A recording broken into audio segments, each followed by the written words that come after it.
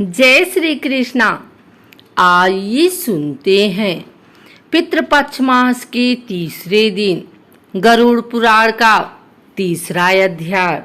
गरुड़ जी ने कहा, हे केशव, यम मार्ग की यात्रा पूरी करके यम के भवन में जाकर पापी किस प्रकार की यातना को भोगता है, वह मुझे बतलाइए। श्री भगवान बोले, हे बिंता के पुत्र गरुड़, मैं नरक यातना को आदि से अंत तक कहूँगा। सुनो, मेरे द्वारा नरक का वर्णन किए जाने पर उसे सुनने मात्र से ही तुम काँप उठोगे। हे कश्यप नंदन, बहुभीतिपुर के आगे 44 योजन में फैला हुआ धर्मराज का विशालपुर है। हाहाकार से परिपूर्ण उस पुर को देखकर पापी क्रंदन करने लगता है। उसके क्रंदन को सुनकर यमपुर में विचरण करने वाले यम के गढ़ प्रतिहार के पास जाकर उस पापी के विषय में बताते हैं। धर्मराज के द्वार पर सर्वदा धर्मध्वज नामक प्रतिहार द्वारपाल स्थित रहता है।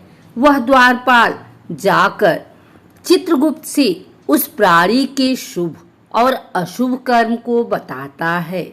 उसके बाद चित्रगुप्त भी उसके विषय में धर्मराज से निवेदन करते हैं।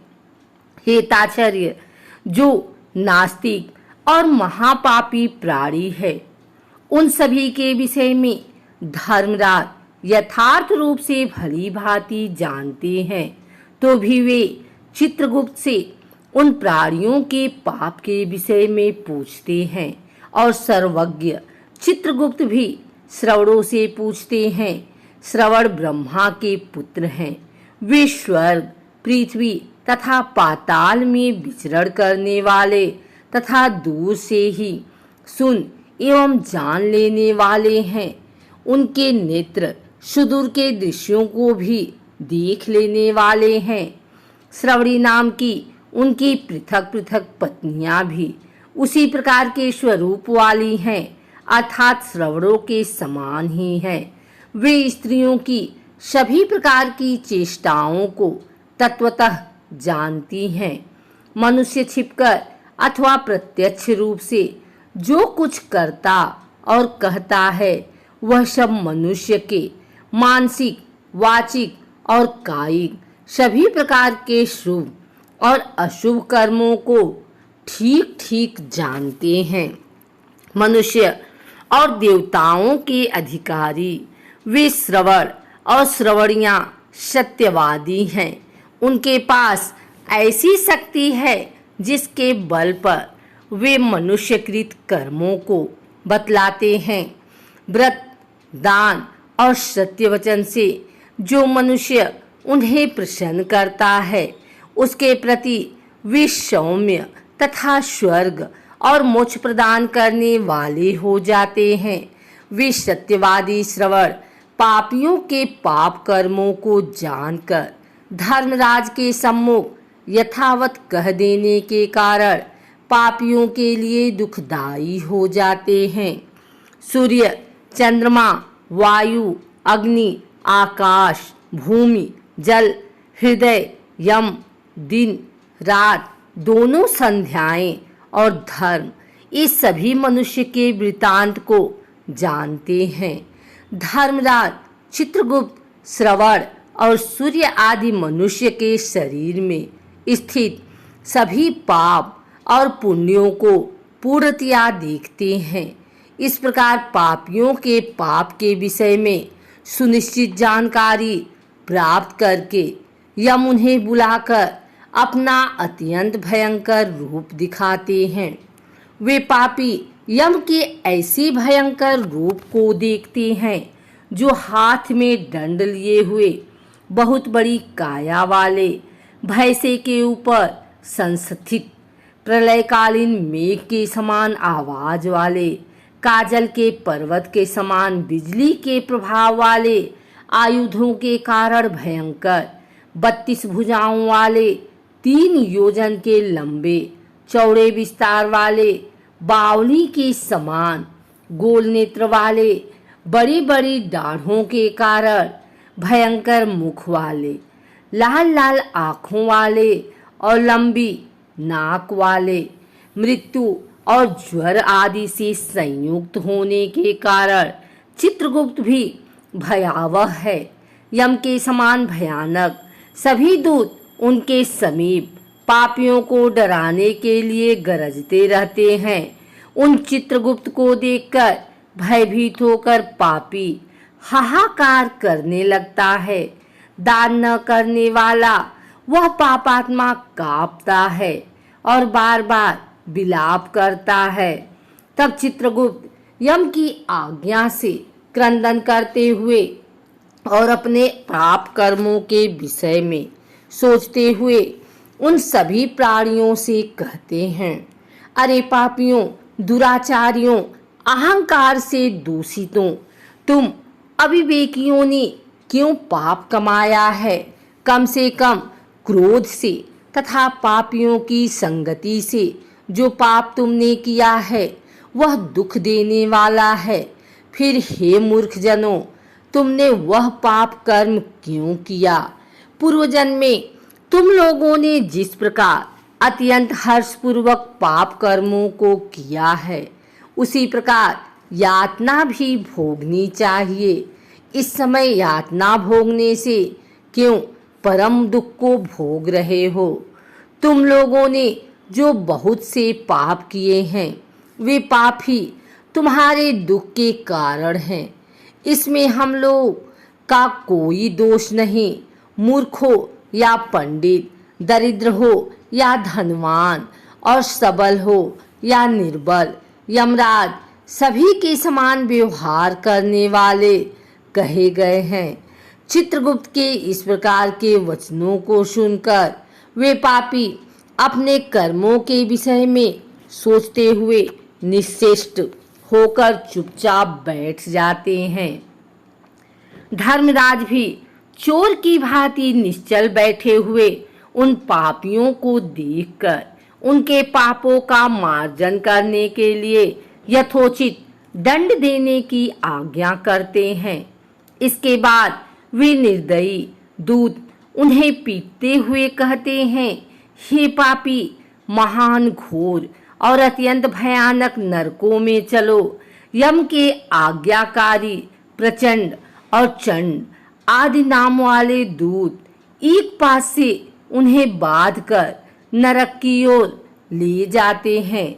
वहां जलती हुई अग्नि के समान प्रभा वाला एक विशाल वृक्ष है जो 5 योजन में फैला हुआ है तथा 1 योजन ऊंचा है।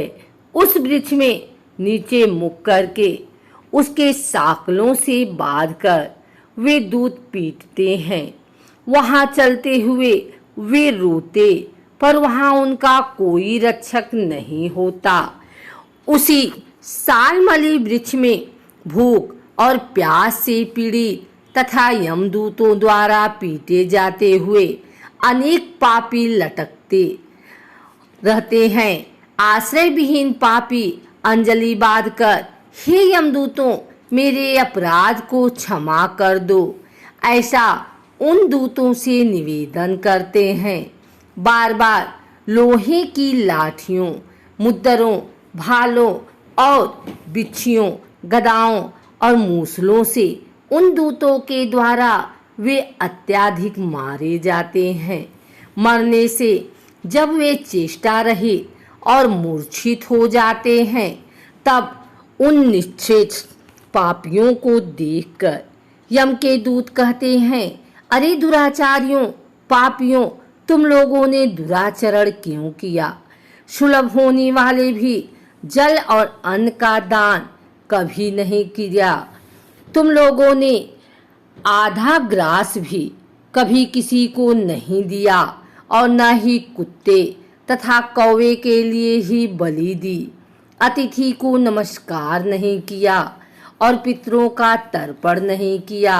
यमराज तथा चित्रगुप्त का उत्तम ध्यान भी नहीं किया और उनके मंत्रों का जप नहीं किया, जिससे तुम्हें यह यातना नहीं होती है।